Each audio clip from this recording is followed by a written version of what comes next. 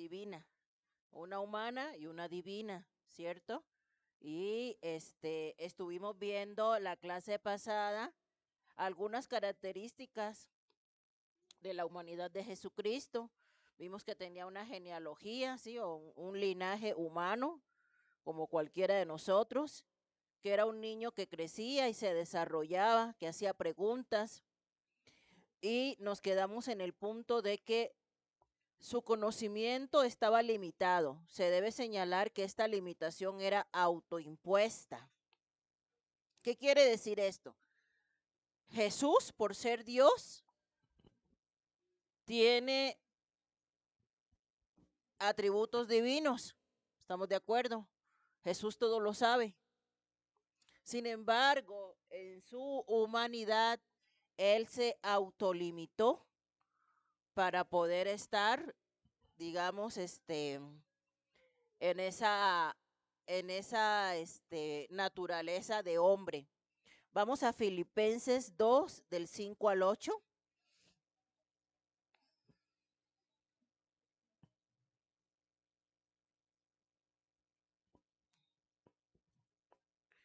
Dice la palabra en Filipenses: haya pues en vosotros este sentir que hubo también en Cristo Jesús, el cual, siendo en forma de Dios, no estimó el ser igual a Dios como cosa a que aferrarse, sino que se despojó a sí mismo, tomando forma de siervo, hecho semejante a los hombres. Amén. Entonces esto quiere decir de que a pesar de que el Señor podía usar sus atributos divinos, no los ocupó porque Él decidió voluntariamente hacerse semejante a los hombres. Y vamos a ver un ejemplo.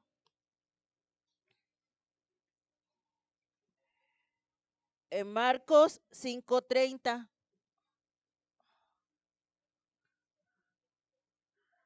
Puede buscar Marcos 5:30, Bisair, Nancy, Juan 11:34 y Tere, Marcos 11:13, por favor, para que veamos los ejemplos.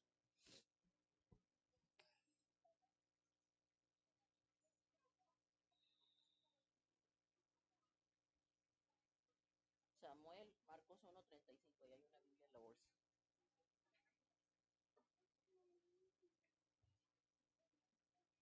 Hermana Patti, Lucas 11:1.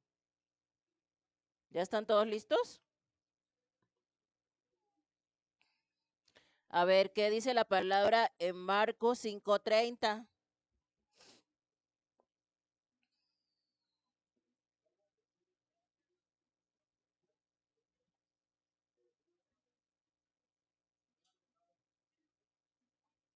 Jesús pregunta, este es el milagro de la mujer del flujo de sangre: ¿quién ha tocado mis vestidos? ¿Creen ustedes que Jesús no sabía quién lo había tocado? ¿Y entonces por qué preguntó?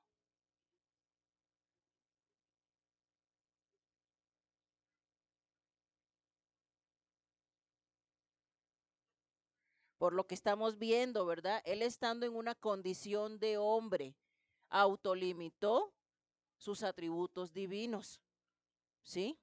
Por eso Jesús pregunta, ¿quién me ha tocado? Porque Él está ahorita, en este momento, en ese ministerio terrenal, en su condición de hombre, no en una condición de Dios. ¿Estamos de acuerdo? Juan 11:34, ¿quién lo tiene? ¿A quién le tocó?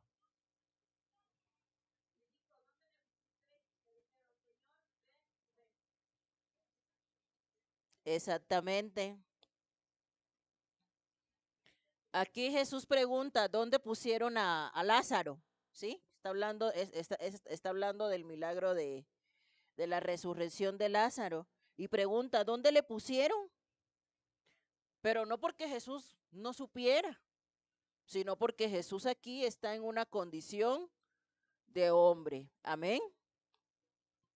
Marcos 11:13.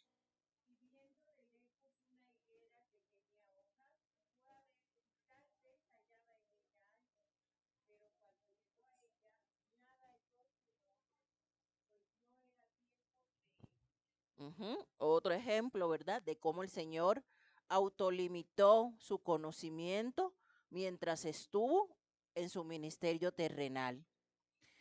También vemos que Jesús como hombre oró, sintió la necesidad de orar a su Padre. ¿Qué dice Marcos 1:35? Samuel, ¿qué dice?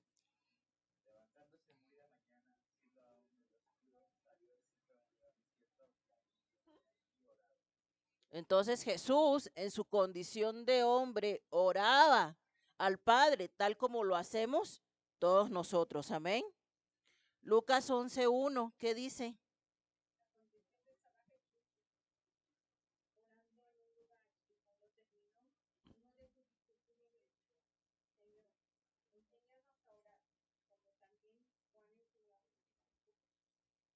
Amén. Entonces, vemos que Jesús crecía, hacía preguntas, autolimitó su conocimiento, oraba, pero Jesús también fue tentado, tal como somos tentados todos nosotros. ¿Quién aquí no es tentado? Todos somos tentados, amén. Todos tenemos una naturaleza humana. Hermana Blanca, Mateo 4:1.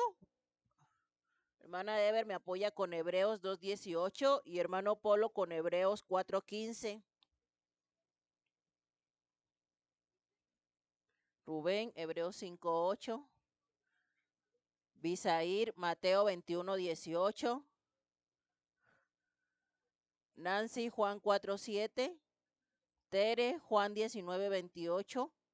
Patti, Juan 4:6. Empezamos. Mateo 4:1, ¿qué dice?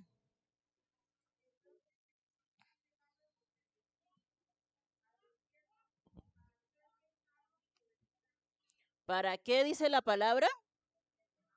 Para ser tentado por el diablo. ¿Sí? Entonces Jesús, tal como todos nosotros, fue tentado.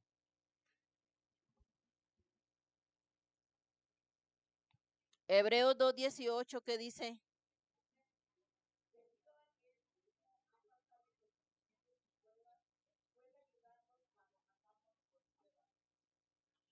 Debido a que él mismo ha pasado, ¿por qué?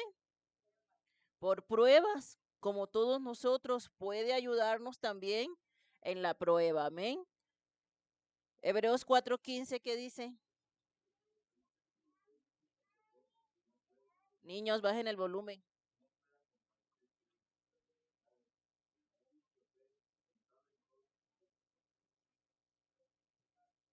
Uno que fue tentado en todo según nuestra semejanza, pero sin pecado. ¿Sí? Entonces dice la palabra que Jesús fue tentado en todo, como hombre, fue tentado en todo. Sin embargo, nunca se dio a la tentación. ¿Y por qué no se dio a la tentación? Eso ustedes ya lo saben. ¿Por qué no se dio a la tentación? ¿Por qué Jesús no se dio a la tentación? La palabra lo dice. No. ¿Por qué no se dio Jesús a la tentación? Porque estaba lleno del Espíritu Santo. La palabra lo dice en Mateo 4, ¿verdad? Que Jesús estaba lleno del Espíritu Santo. Entonces, ahí está la clave para que nosotros tampoco caigamos en tentación, estar llenos del Espíritu Santo, conocer las escrituras, utilizar nuestras armas espirituales. Amén. Aprendió obediencia. Hebreos 5:8, ¿qué dice?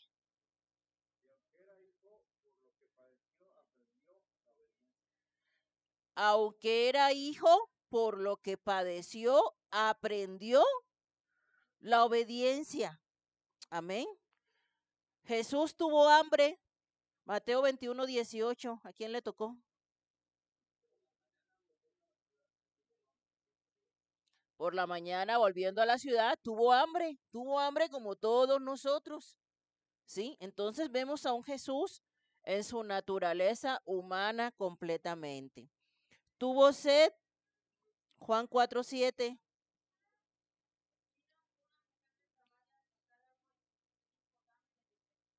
Jesús le dijo a la mujer samaritana, dame de beber, tenía sed, ¿cierto? Juan 19:28.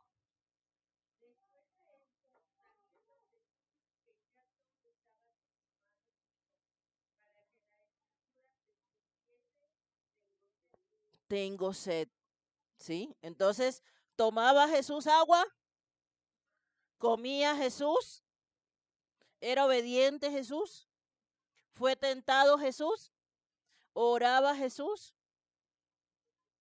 ¿sí? Iba al baño, sí, también, ¿sí? Tuvo una naturaleza humana, ¿estamos de acuerdo? Se cansaba, Juan 4:6.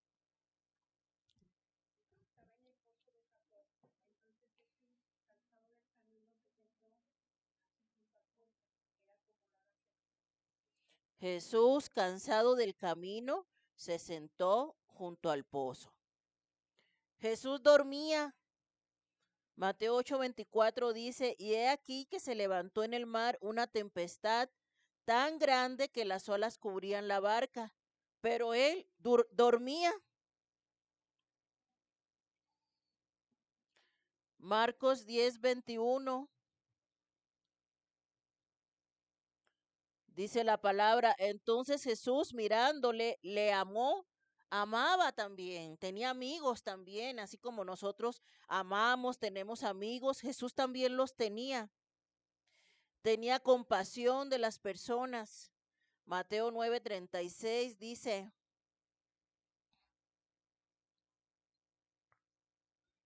y al ver las multitudes tuvo compasión de ellas, porque estaban desamparadas y dispersas como ovejas que no tienen pastor.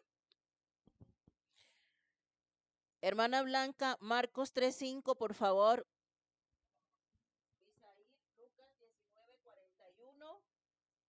Hermana Ever, Hebreos 12:2. Nancy, Lucas 10:21. Tere, Juan 11:33. Leo, Juan 12:27. Hermana Patti, Juan 13:21. Samuel, Marcos 14:33-34. Lucas 22:44. Jesús se enojaba y se entristecía. Marcos 3:5, ¿qué dice?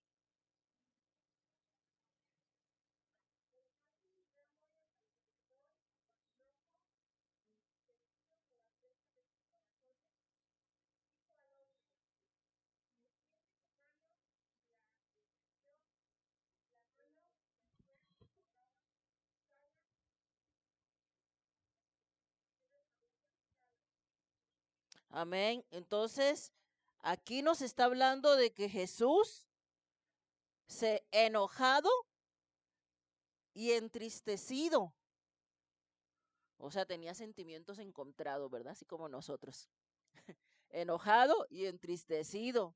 ¿Por qué? Por la dureza en el corazón de los hombres. Jesús lloraba.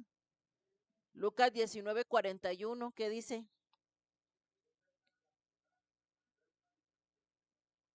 Cuando llegó cerca de Jerusalén, al verla, lloró sobre ella. Sentía gozo. Hebreos 12:2, ¿qué dice?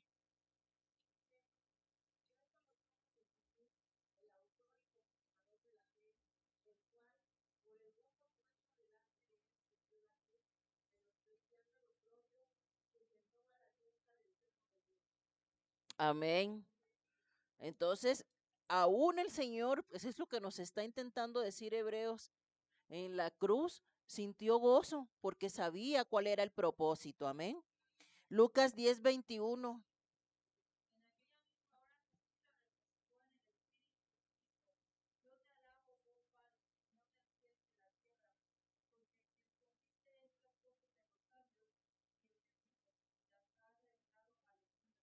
Amén. Amén. Jesús se conmovía. Juan 11:33.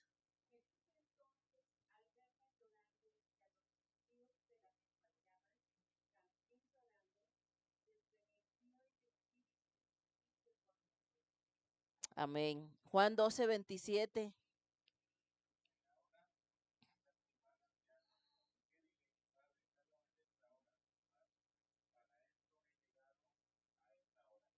Amén. Juan 13:21.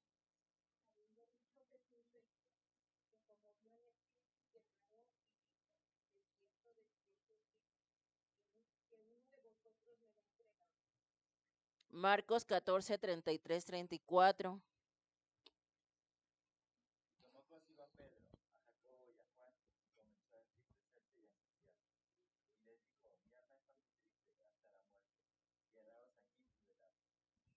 Amén. Jesús sudó gotas como de sangre, dice la palabra. Lucas 22:44.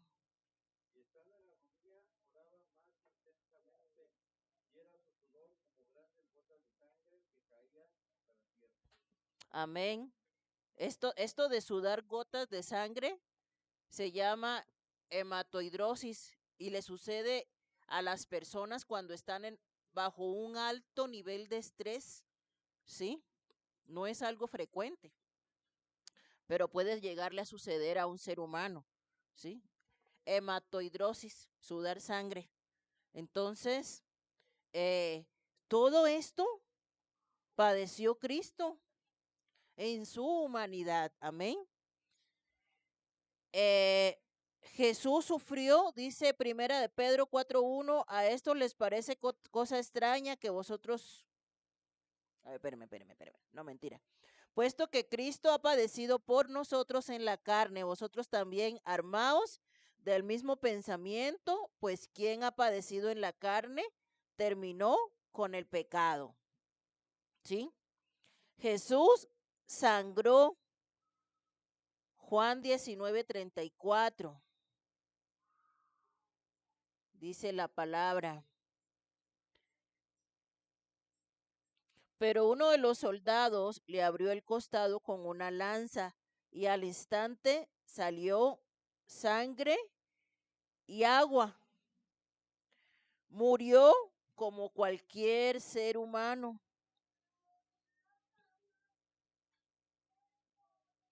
Mateo 27:50 dice, mas Jesús, habiendo otra vez clamado a gran voz, entregó el espíritu y fue enterrado. Ahí mismo en Mateo 27, versículos 59-60 dice, y tomando José el cuerpo, lo envolvió en una sábana limpia y lo puso en su sepulcro nuevo que había labrado en la peña, y después de hacer rodar una gran piedra a la entrada del sepulcro, se fue.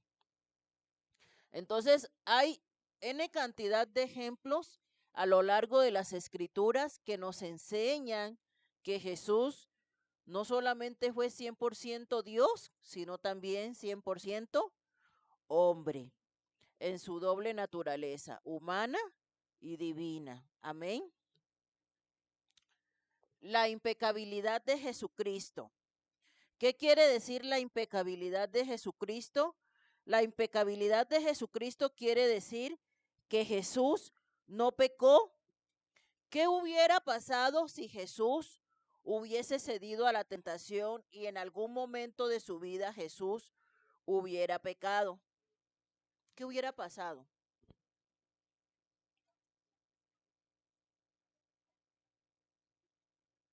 ¿Qué hubiera pasado, hermanos?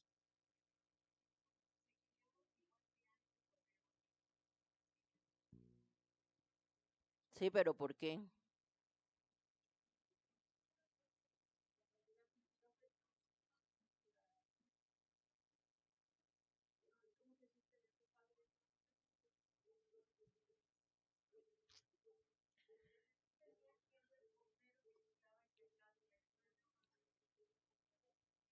Amén. Miren, desde, desde el libro del Éxodo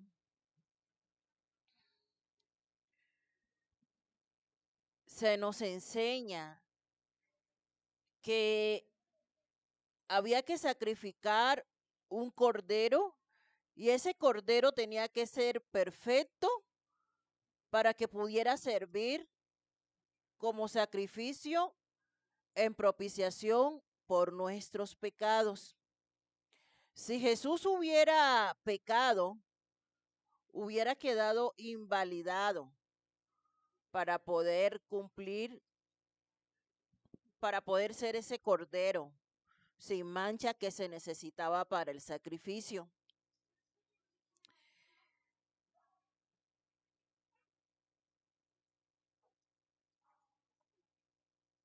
En el capítulo,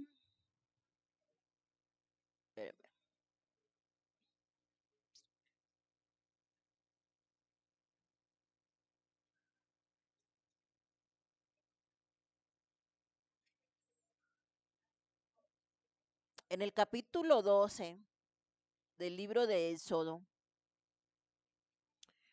dice la palabra: habló Jehová a Moisés y a Aarón en la tierra de Egipto, diciendo: este mes os será principio de los meses, para vosotros será este el primero en los meses del año. Hablad a toda la congregación de Israel, diciendo: en el 10 de este mes tómese cada uno un cordero, según las familias de los padres, un cordero por familia. Mas si la familia fuere tan pequeña que no baste para comer el cordero, entonces él y su vecino inmediato a su casa tomarán uno según el número de las personas. Conforme al comer de cada hombre haréis la cuenta sobre el cordero. Y lean lo que dice el capítulo 12 de Éxodo, versículo 5. Dice la palabra: el animal será sin defecto, macho de un año. Lo tomaréis de las ovejas o de las cabras, y lo guardaréis hasta el día 14 de este mes, y lo inmolará toda la congregación del pueblo de Israel entre las 2 tardes. Ahora, espérenme.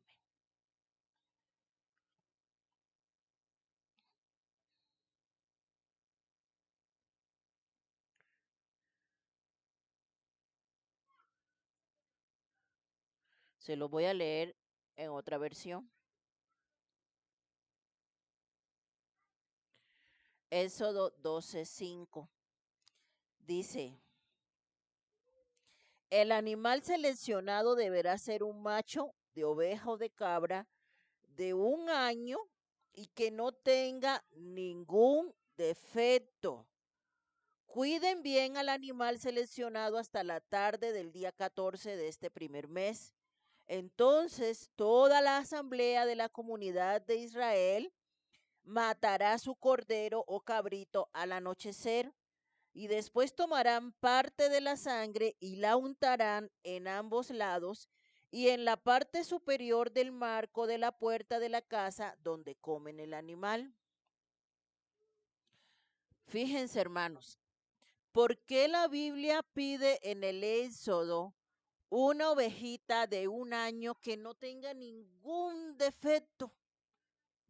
Porque esta celebración de la Pascua, esta instauración de la Pascua en el pueblo judío, a cuyo pueblo el Señor le dijo: a partir de ahora celebrarás la Pascua cada año, y hasta el día de hoy los judíos lo siguen haciendo, ¿sí?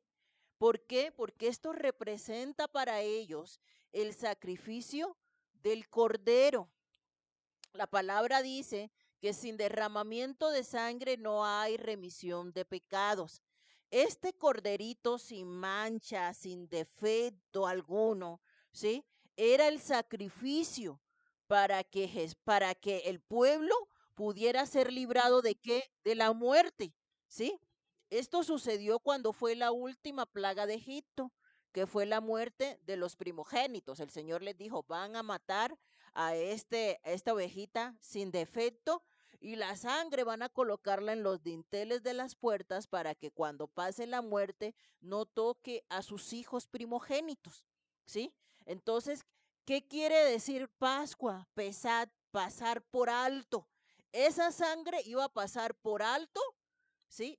el pecado de ellos. ¿Para qué? Para que la muerte no los alcanzara. Asimismo, la muerte de Jesús como Cordero perfecto, ¿sí? Iba a librarnos a nosotros de qué? De la muerte eterna. Por eso Jesús no podía tener ningún pecado. Por eso Jesús tenía que ser ese Cordero perfecto, prefigurado en la celebración de la Pascua. Amén. Por eso Él fue tentado en todo, pero nunca pecó. Entonces es importante que nosotros podamos comprender esta doctrina, ¿sí? Que nos habla de la impecabilidad del Señor Jesucristo. ¿Qué quiere decir impecabilidad de Cristo? Pues que Jesús nunca pecó. Amén.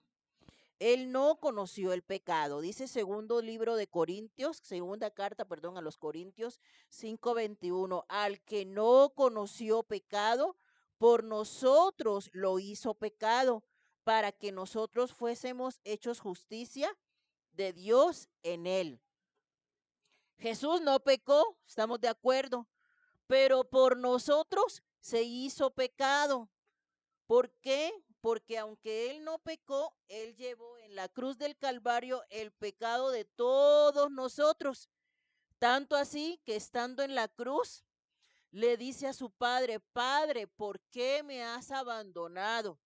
Pero ¿por qué el Señor se sintió abandonado en la cruz? ¿Por qué el Señor en ese momento no sentía la presencia del Padre? Porque estaba cargando con el pecado de todos nosotros, ¿sí? Porque estaba cargando con el pecado de todos nosotros. Por eso el Señor en la cruz, exclama estas palabras. Dice primera de Pedro 2:22, el cual no hizo pecado, ni se halló engaño en su boca. Hebreos 4:15 dice, porque no tenemos un sumo sacerdote que no pueda compadecerse de nuestras debilidades, sino uno que fue tentado en todo, según nuestra semejanza, pero sin pecado. Por eso el Señor, en su humanidad, puede comprendernos plenamente cuando somos tentados, porque Él también fue tentado en su naturaleza humana mientras estuvo en su ministerio terrenal. Jesús fue tentado a todo, en todo dice la palabra, en todo dice la palabra, ¿sí? Según nuestra semejanza. Primera de Juan 3:5, y sabéis que Él apareció para quitar nuestros pecados y no hay pecado en Él. Juan 14:30, no hablaré ya mucho con vosotros porque viene el príncipe de este mundo y Él nada tiene en mí. Entonces, Jesús, Jesús no podía cometer pecado. Si Jesús hubiera cometido pecado en su naturaleza humana, eso lo hubiera invalidado, ¿sí? Para poder ser ese sacrificio perfecto en la cruz por nosotros. Amén. Entonces Jesús nunca pecó.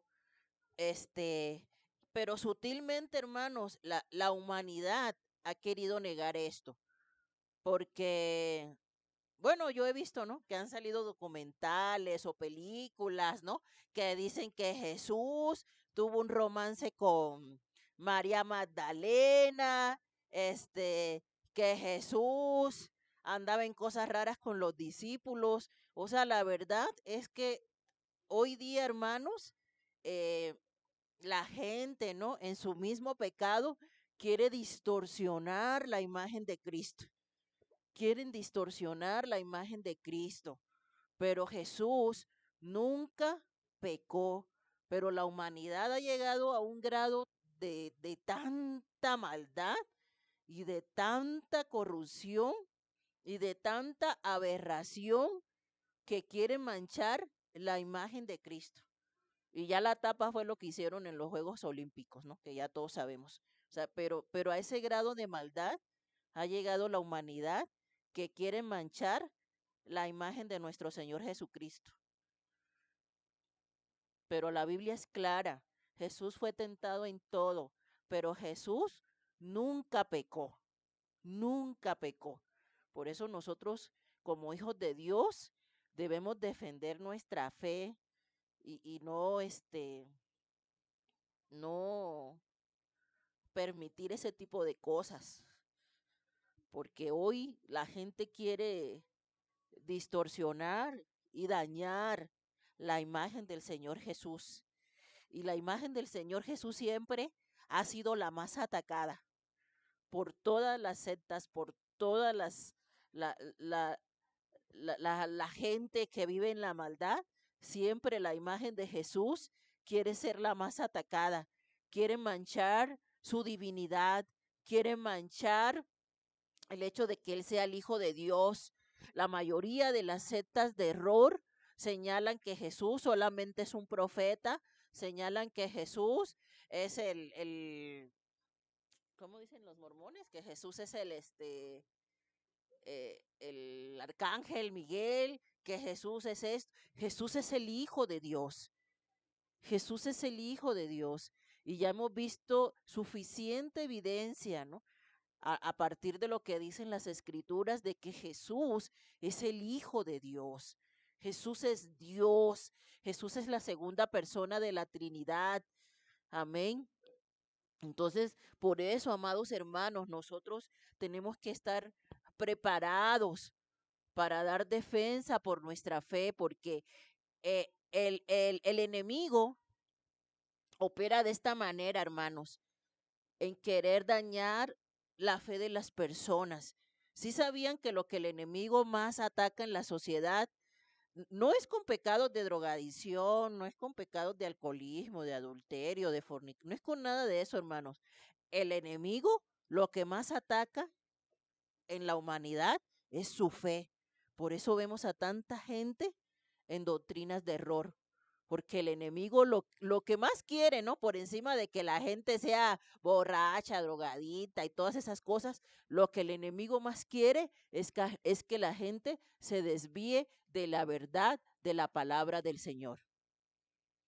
Ese es el más grande pecado que hay en la humanidad. Ese es el más, el área más débil en la cual el enemigo ataca, en la fe de las personas, en la fe de las personas.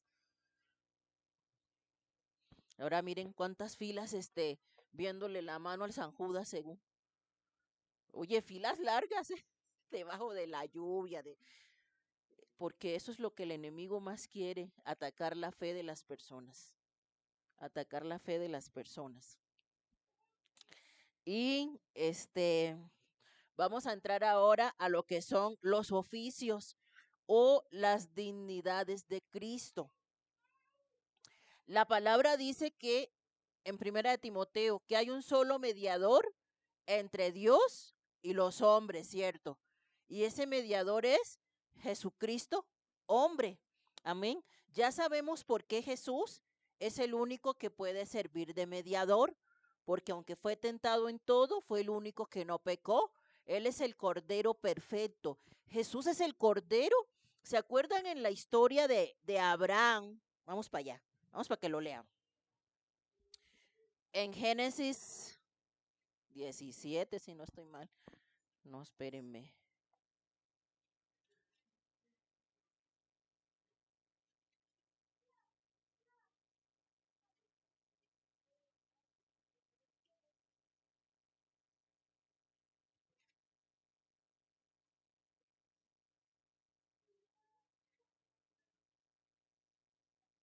Génesis 22, perdón. Génesis 22. Este, vamos al versículo 7. Génesis 22, versículo 7. Dice la palabra. Entonces habló Isaac a Abraham su padre y dijo, Padre mío. Y él respondió, heme aquí mi hijo. Y él dijo, he aquí el fuego y la leña, mas ¿dónde está el cordero para el holocausto? Y respondió Abraham, Dios se proveerá de cordero para el holocausto, hijo mío. e iban juntos. Ahora vamos al versículo 13, en ese mismo pasaje. Dice, entonces alzó Abraham sus ojos y miró, y he aquí a sus espaldas un carnero trabado en un zarzal por sus cuernos. Y fue Abraham y tomó el carnero y lo ofreció en holocausto en lugar de su hijo. Y llamó a Abraham el nombre de aquel lugar, Jehová proveerá.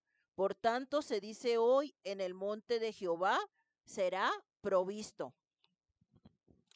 En Génesis, cuando Abraham fue a sacrificar a su hijo, Isaac le pregunta, bueno, papá, ya está todo, ¿no? ¿Y el corderito dónde está? No, pues no sabía él que el corderito era él, ¿no?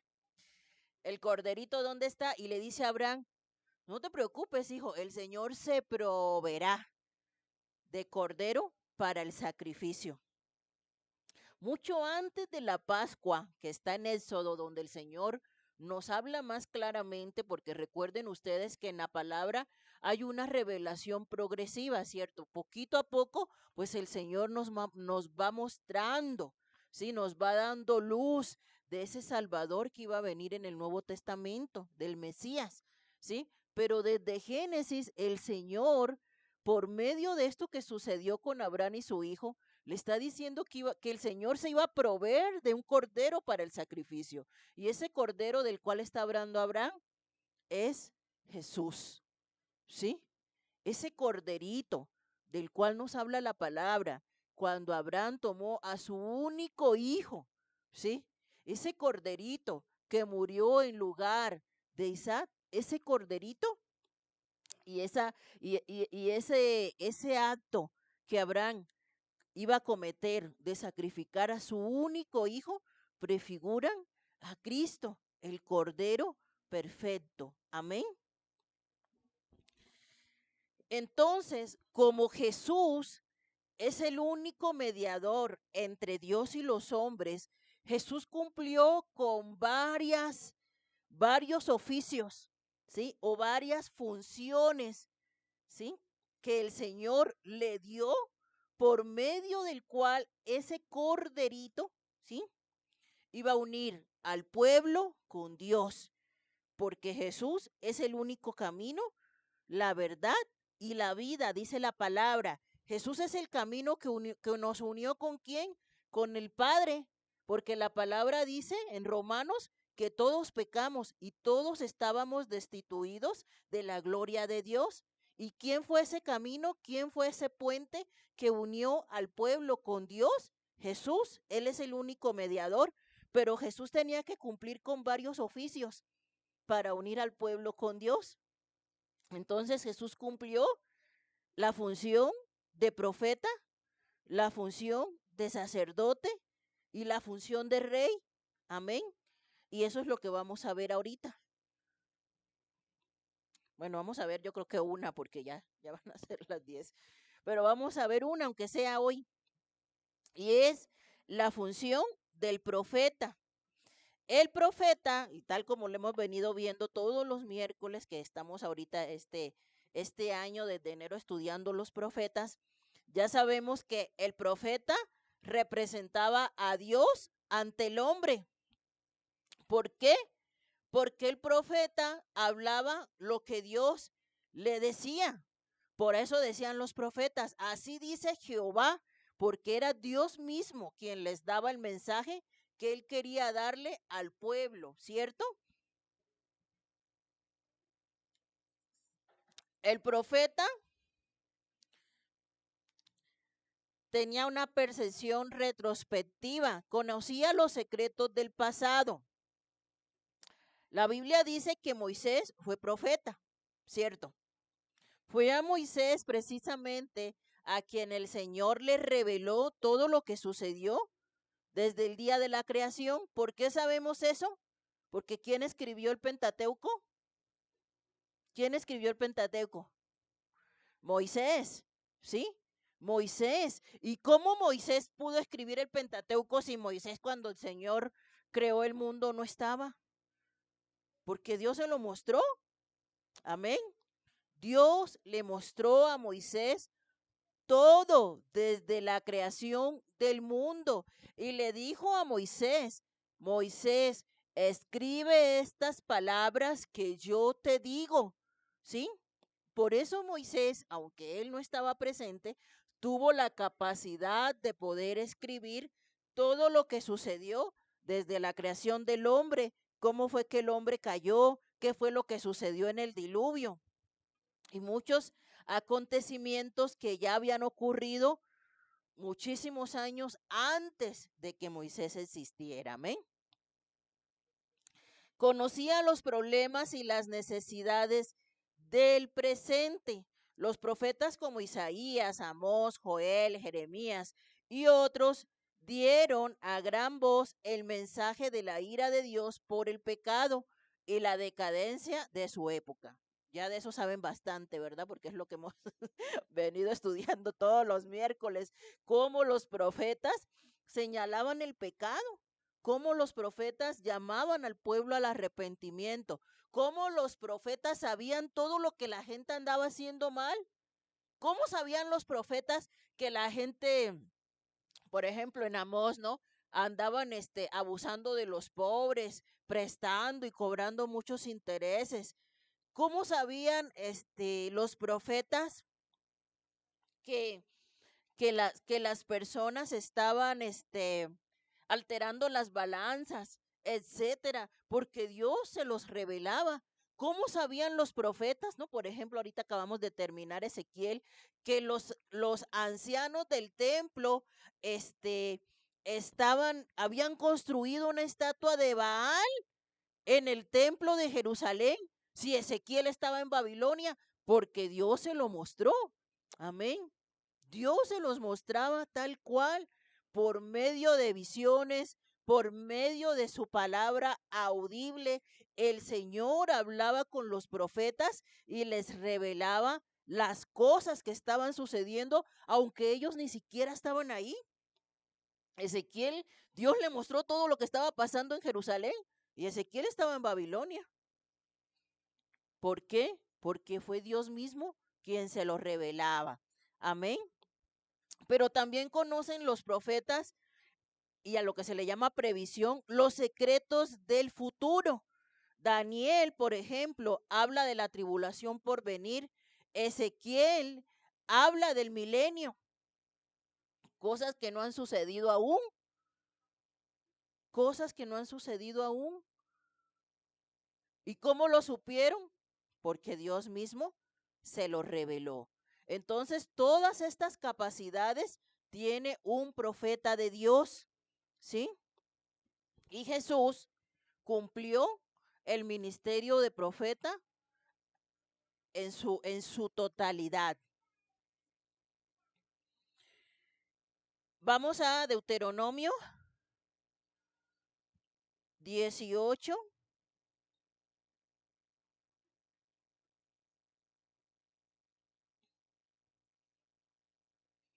18, 19.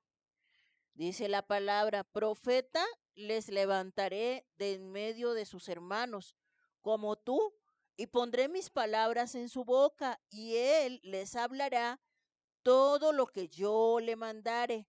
Mas a cualquiera que no oyere mis palabras, que él hablare en mi nombre, yo le pediré cuenta. ¿De qué profeta está hablando aquí la palabra? De Jesús. Dios está hablando con Moisés. La palabra dice que Dios hablaba con Moisés como quien hablaba cara a cara. Y le está diciendo a Moisés desde Deuteronomio en el Antiguo Testamento que él iba a mandar un profeta, que era un profeta de entre sus hermanos.